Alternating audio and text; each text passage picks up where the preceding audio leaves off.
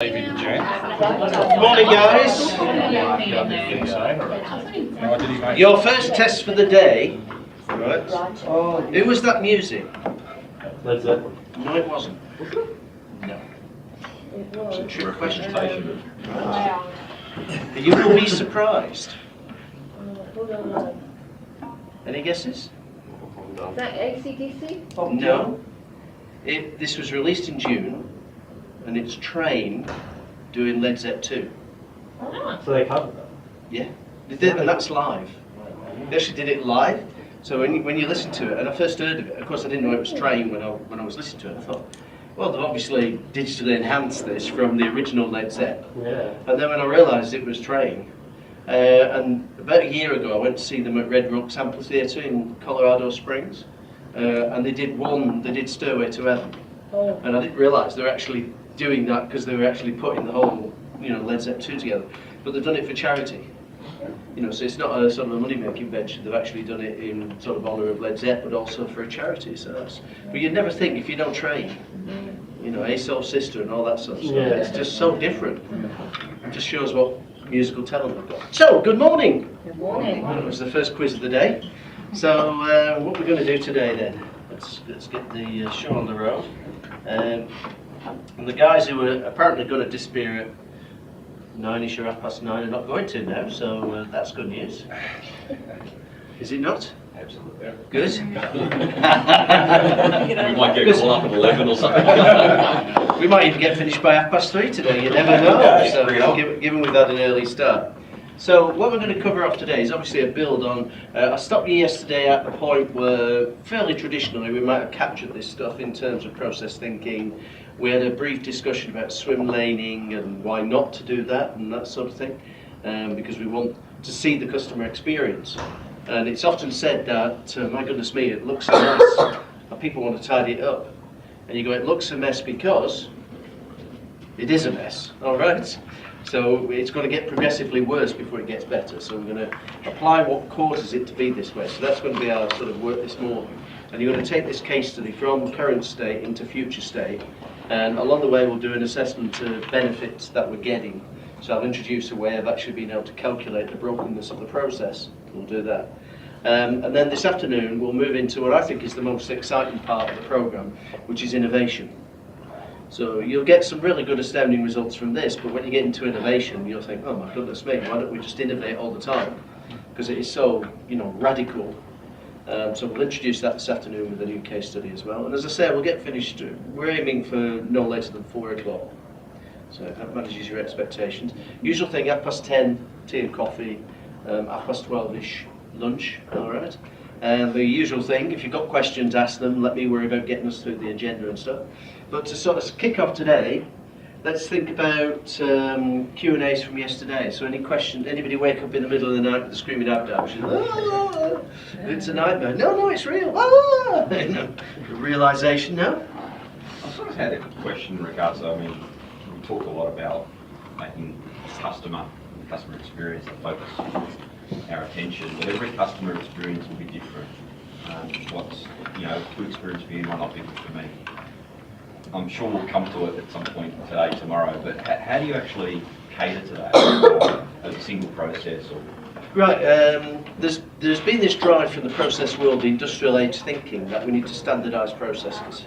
Why is that? Why, ask yourself the question, why do we need to standardise process? And they're realising efficiency, effectiveness. If you're running a factory, it makes logical sense that you only want one version of making the car. Agreed? But we're not making cars. In the service sector, we're dealing with people. But we've used a metaphor, which, as we were saying yesterday, is now becoming progressively outdated as far as its application, certainly in the 21st century. It worked for 200 years. You and I received as customers standardised and homogenised products with very little variety and very little choice. But for all the reasons we said yesterday, perhaps moving to a standardised process for everybody is precisely the wrong thing to do. And what we may have is many iterations of process. So you may have, as a bank for instance, many versions of onboarding depending on the category of customer that you've got. Someone on board digitally, someone on board face-to-face. And those variations are actually your differentiation. your ability to be able to separate yourself from those people who are still doing things in a commoditized, standardized, processy way. So remember, the customer experience is the process, and the sum of your processes is the customer experience. So it's about, you know, getting that balance right. Now, in terms of, let's go back to BMW yesterday, 28 categories of customer, and they all have joy as their underpinning successful customer outcome. But within those categories of customer, we briefly talked about like child and dog, and there's different categorizations. Now, each of those categorizations has a different way of interacting with you as an organization. Now, from process people, industrial age people, and you know, people who are trained as industrial engineers go, oh my God, you mean you're going to have 28 versions of it? You go, yes. And you go, oh, that's really, really complex. And you go, no, it's only complex if you're looking at it through the wrong end of the telescope. You know, if you're looking at it the right way, it actually is a massive simplification, because we're not trying to force fit all these customers through one linear way of doing things. So, but that will become obvious, more obvious later on today and into tomorrow. We're moving. What we've done so far, the OISM and SCOC are outside it, but that process activity map is fairly standard stuff. All we've got is a timeline on it. There's nothing new about that. Just the syntax of doing it is that's fairly standard. You know, so going back to the sort of work Penny would have done with Aris and those guys back in the day, you know, there's no difference there to what we might have done 10 or 15 years ago.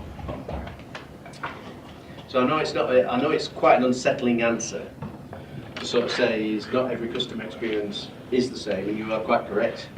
It isn't, and that's part of the beauty of being able to actually deal with customers in a way that differentiates you from other people who are dealing with them in a very standardised way. So how long does it take for an organisation to unload what's historically? Well, we started the journey yesterday, and what I usually sort of say, there's a pattern that's emerged over the last sort of 10 years of people doing this. You'll do 2 or 3 projects, and you're already in that way of doing it. You've been doing it now for like 12 months, 2 or 3 projects, little bits around the edges, and seeing improvements, which are like, oh my goodness me, that's worth doing more of that. That's worth integrating with our existing approaches, so whether it's agile or whether it's lean or whatever it is. That becomes viable. Now, the way we train this stuff is to start where you are. So by definition, you're going to start in your department or in your division and work outwards. But very quickly, people will say, well, what are you doing? How do you get so much with so little in such a short time? That type of thing.